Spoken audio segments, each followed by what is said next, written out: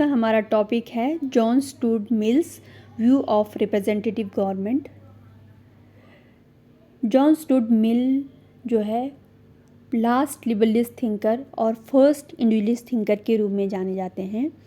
Liberalist theory की बात करें तो उन्होंने डेमोक्रेटिक एलिमेंट्स को जो है लिबरलिस्ट थ्योरी के थ्रू जो है डीपली और ऑनेस्टली समझने की कोशिश की, जिसको समझकर उन्होंने ब्रिटेन में जो डेमोक्रेटिक सिस्टम थी उसकी जो वीकनेसेस थी उसको दूर करने के लिए रिप्रेजेंटेटिव गवर्नमेंट की फॉर्मेशन की बात की। जॉन स्टुअर्ट मिल का जो बर्थ है वो एक बहुत बड़े उपयोगितावादी विचारक जेम्स मिल के घर में 20 मई 1806 को लंदन में हुआ। उनके फादर जो है जेम्स मिल जेरेमी बेंथम के बहुत क्लोज फ्रेंड थे। जे.एस. मिल की जो है प्राइमरी एजुकेशन घर पे ही हुई थी। 8 ईयर की एज तक आते आते उन्होंने जेनोफोन, हेरोडोटस, आइसोक्रेटस के बुक्स को डीपली स्टडी की। इवन जो है उन्होंने प्लेटो के बहुत सारे बुक्स को भी स्टडी की थी। 13 ईयर की एज तक उन्होंने एडम स्मिथ और रिकार्डो के थ्योरी को भी जो है कम्प्लीटली स्टडी करके अंडरस्टैंड किया था।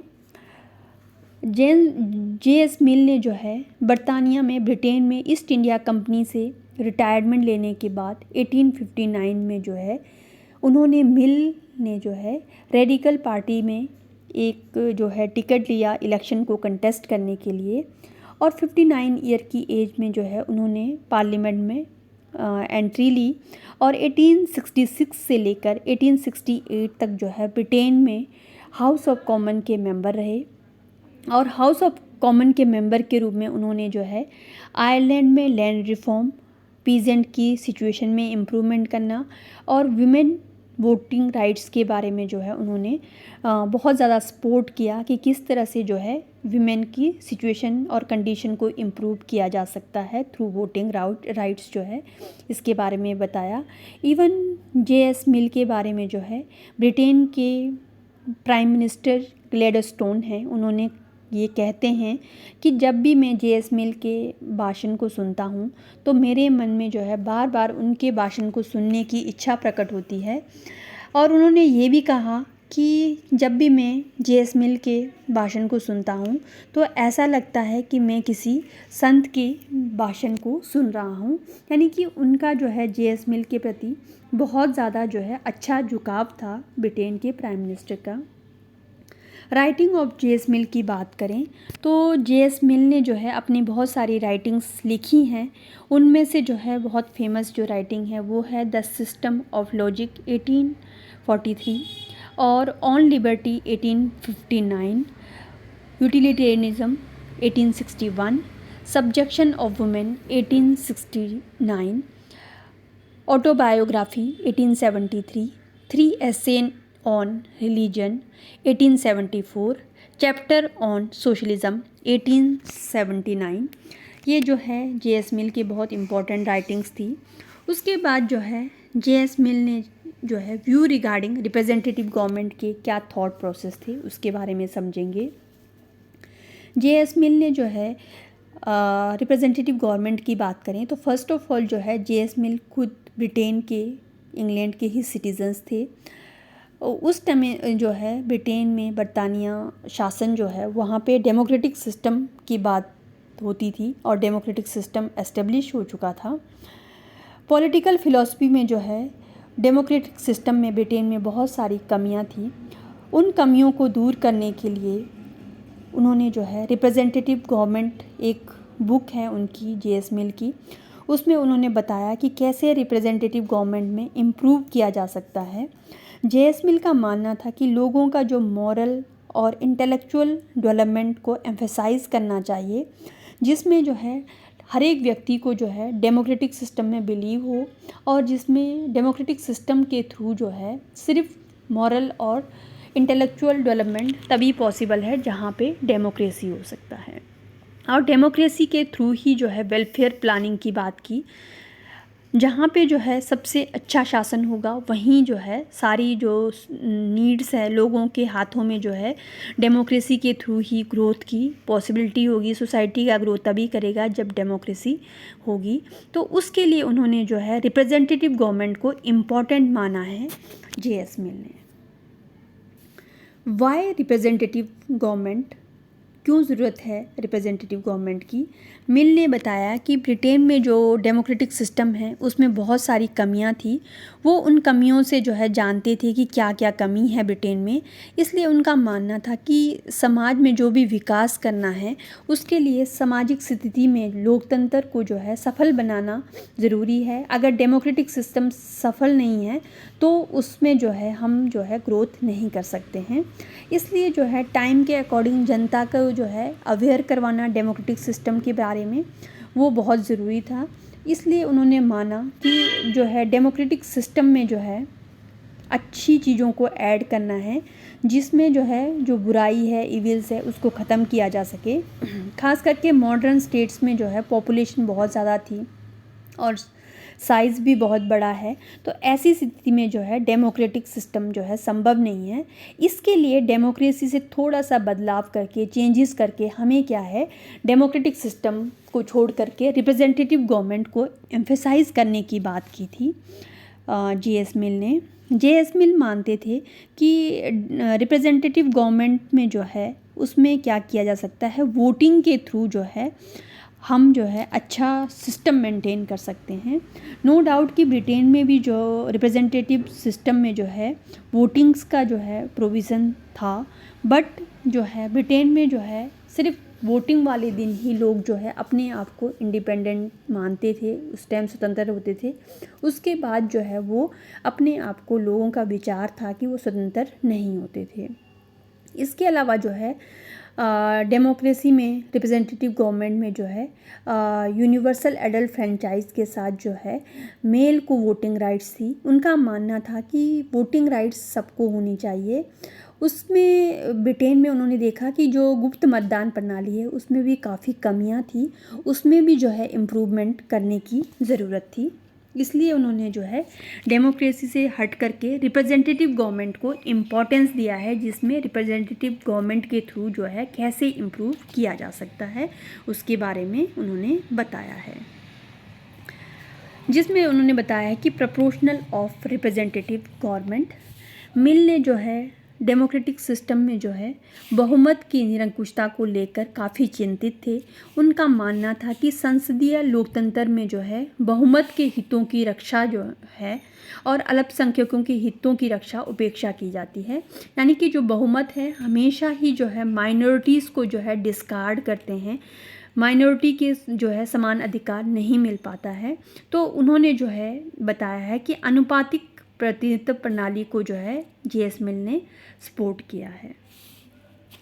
उसके बाद जो है J.S. मिल ने ओपन पोलिंग की भी बात की है। मिल ने जो है अपने डेमोक्रेटिक थ्योरी में जो है गुप्त मतदान प्रणाली के स्थान पर जो है खुले मतदान को सपोर्ट किया है।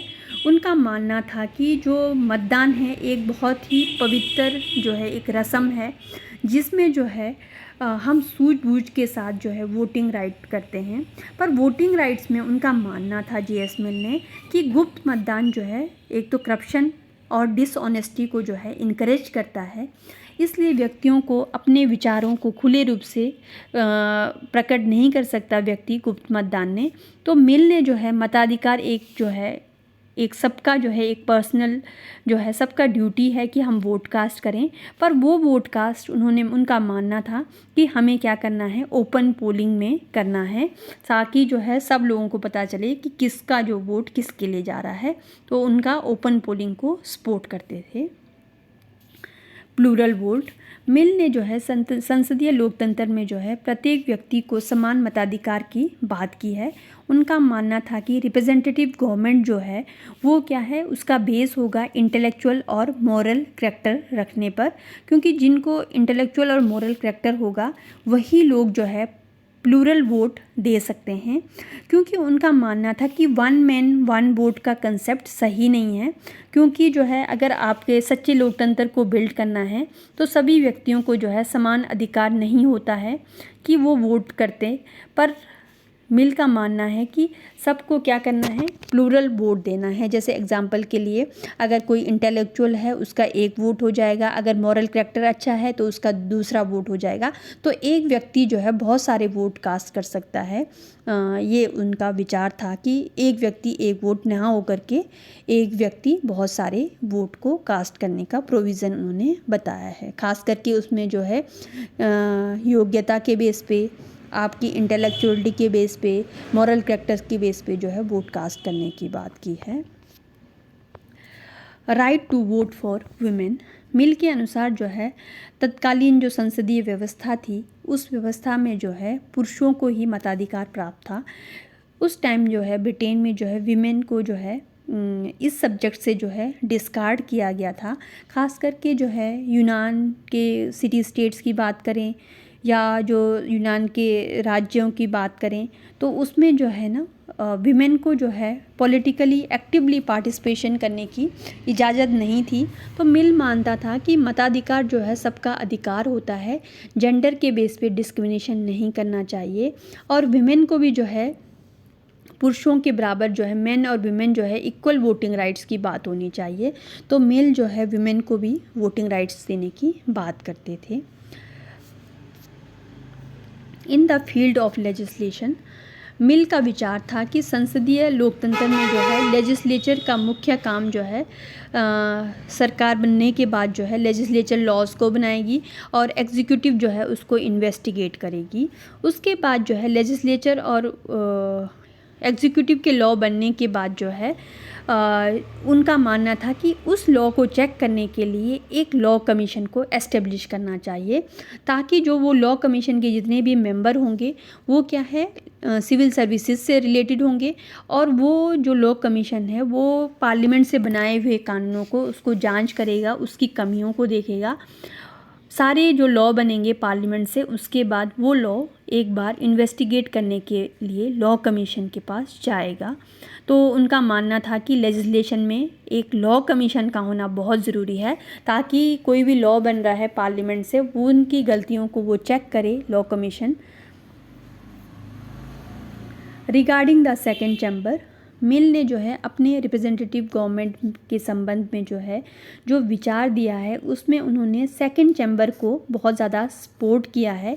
उनका मानना था जो सेकंड चैम्बर है वो पॉपुलर चैम्बर के रिप्रेजेंटेशन से प्राप्त नहीं होता, क्योंकि पॉपुलर मतलब लोअर हाउस है, सेकंड चैम्बर मतलब अपर हाउस की बात की है। इसलिए उन्होंने जो है सेकंड चैम्बर को जो है इम्पोर्टेंस दिया है, क्योंकि सेकंड चैम्बर जो है उसमें जो पर्सन्स होंगे वो कैपेबल होंगे, एफिशिएंट होंगे और उनका एक्सपीरियंस भी ज़्यादा होगा। तो ऑलवेज़ जो है ब्रिटेन में जो है उन्होंने सेकंड चैम्बर को इम्पोर्टेंस दिया है। Regarding the member of parliament, Mill ने जो है रिप्रेजेंटेटिव गवर्नमेंट में जो है संसद के जो सदस्य होंगे उनके बारे में अपना विचार प्रस्तुत किया, जिसमें उन्होंने कहा मिल ने संसद के सदस्यों का सर्विसेज जो है उनके प्रति बहुत ज़्यादा लगाव होगा, जो अपने काम के प्रति इतने सजग होंगे, उनका काम से इतना ज़्यादा इंटरेस्ट होगा। जो भी रिप्रेजेंटेटिव चुने जाएंगे उनको जो है अपने टाइम में कोई भी सैलरी और अलाउंसेस नहीं लेने चाहिए। बीइंग द रीज़न वो पॉलिटिकली वो प्रोफेशन जो आए हैं वो देश की सेवा के लिए आए हैं और नेशन को जो है सेफ्टी सिक्योरिटी नेशन की जो है ग्रोथ के लिए आए हैं। तो उन लोगों को जो है जो भी मेंबर होंगे पार्लियामेंट के सदस्य होंगे उनको किसी भी तरह का वेतन और भत्ते नहीं देने की बात की है according to John Stuart Mill. Education qualification is the basis of right to vote. Mill ने जो है यूनिवर्सल एडल्ट फ्रेंचाइज का जो है उसकी बात की है, उसमें जो है उसका विरोध किया है यूनिवर्सल का। उसकी जगह उनका मानना था कि लोगों को जो है प्राइमरी एजुकेशन के बेस पे, यानी कि जब भी एजुकेशन क्वालिफिकेशन एज उन सब के बेस पे जो है एक एक वोट मिलना चाहिए। क्योंकि एजुकेशन बहुत इम्पॉर्टेंट रोल प्ले करता है, क्योंकि एजुकेशन के बाद आपका नॉलेज, विज़डम इंक्रीज़ हो जाता है। तो इसलिए उन्होंने जो है एक एजुकेशन के पैरामीटर को भी जो है रिप्रेजेंटेटिव गवर्नमेंट में बहुत ज़्यादा इम्पोर्टेंस माना है, क्योंकि एजुकेशन के थ्रू ही जो है नेशनल इंटरनेशनल प्रॉब्लम्स को अंडरस्टैंड करते हैं। तो एजुकेशन बेस पे जो है वोटिंग राइट्स की बात की है जॉन स्टुअर्ट मिल ने। Property is the second basis of right to vote.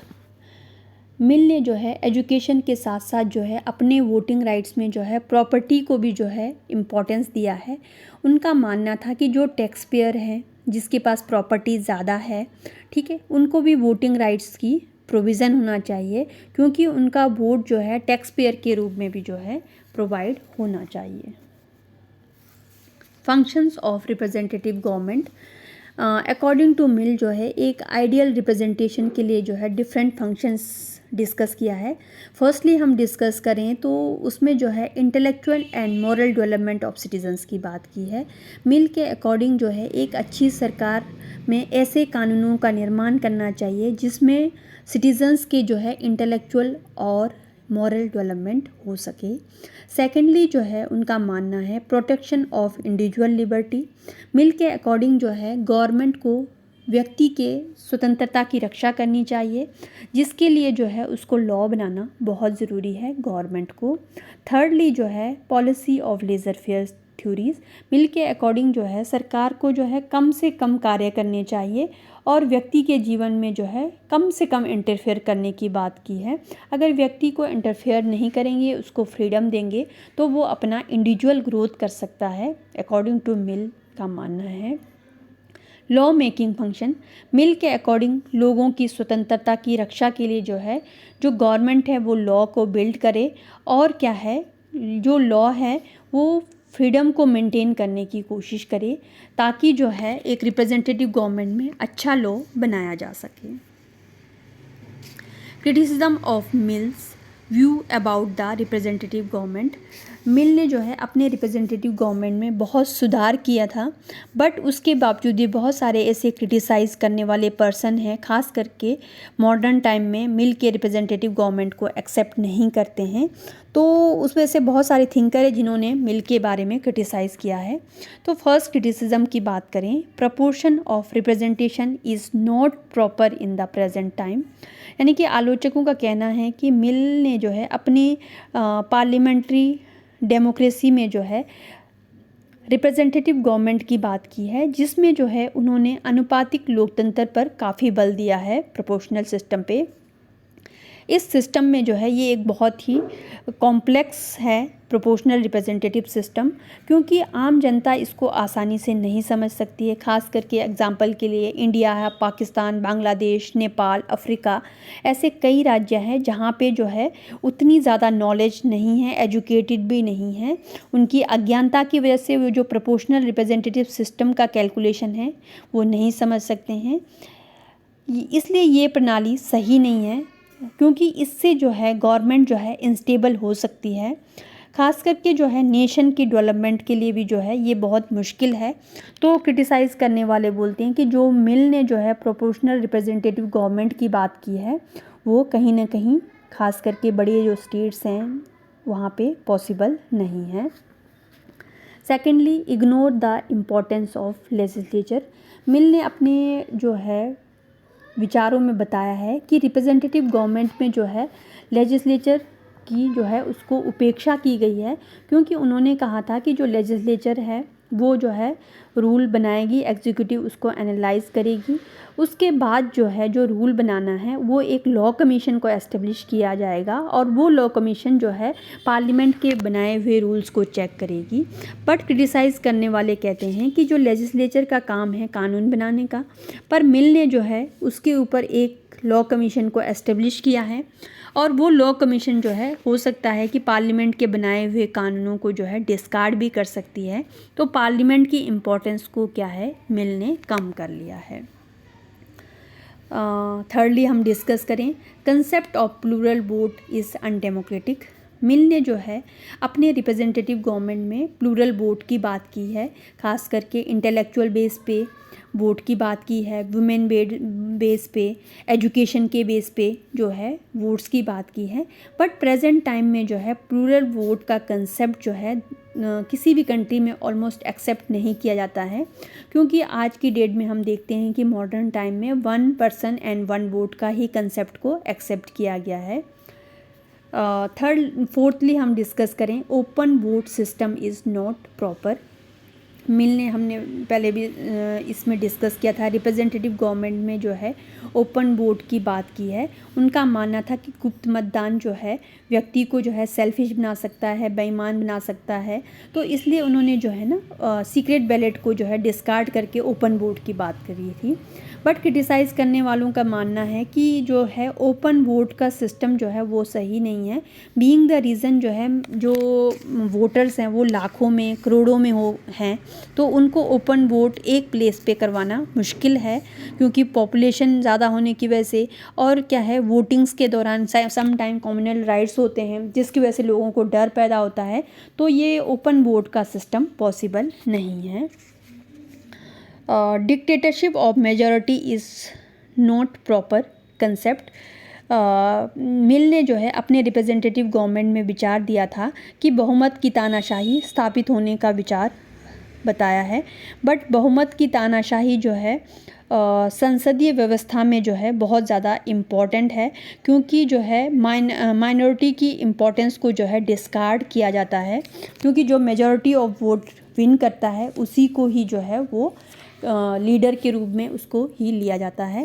तो मिल का ये कहना है कि माइनॉरिटी को भी जो है इम्पोर्टेंस देना है, ये आज की डेट में पॉसिबल नहीं है। Education and property basis right to vote is undemocratic. Mill ने बताया था कि भाई जैसे कि एजुकेशन के बेस पे भी वोटिंग राइट्स होनी चाहिए, प्रॉपर्टी में टैक्स पेयर को भी वोटिंग राइट्स होनी चाहिए, बट जो है आज की डेट में मॉडर्न टाइम में जो है क्रिटिसाइज़ करने वाले कहते हैं कि जो डेवलपिंग कंट्री है वहाँ की पॉपुलेशन देखें तो वहाँ की पॉपुलेशन का जो बहुत बड़ा पार्ट है वो इलिटरेट है। कुछ राज्यों में जो है प्रॉपर्टी की बात करें तो व्यक्तियों के हाथ में, कुछ लोग रिच हैं कुछ लोग पुअर हैं, तो उसमें जो है हम किसी को वोट दें और किसी को ना दें ये पॉसिबल नहीं है। तो वोट जो है सबको मिलना चाहिए। वोट का क्राइटेरिया जो है एजुकेशन बेस पे, प्रॉपर्टी के बेस पे देना जो है ये एक अनडेमोक्रेटिक प्रोसेस है।